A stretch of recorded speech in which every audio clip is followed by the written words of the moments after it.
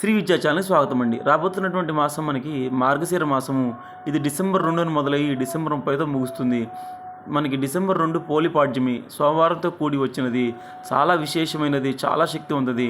ఆ రోజు కూడా మీరు దీపాలు వెలిగించి చక్కగా శివుడి యొక్క కృపను పొందండి. డిసెంబర్ 7 సుబ్రహ్మణ్య షష్ఠి. చక్కగా ఆలస్య వివాహాలు, ఆలస్య సంతానం, దాంపత్య ఇబ్బందులన్నిటికీ ఎవరైతే ఈరోజు ఉపవాసం ఉండి చక్కగా ఆ సుబ్రహ్మణ్య పూజిస్తారో అన్ని కోరికలు నెరవేరుతాయి. తర్వాత మనకి 11 మోక్షద ఏకాదశి, 14 దత్త జయంతి, దత్తుడి యొక్క అనుగ్రహాన్ని పొందవచ్చు.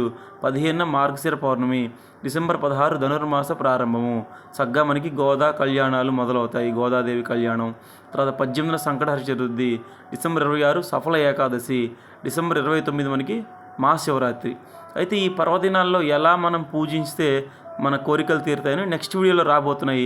సబ్స్క్రైబ్ చేయండి. సనాతనం అని అందరికీ ఫార్వర్డ్ చేయండి. Thank you.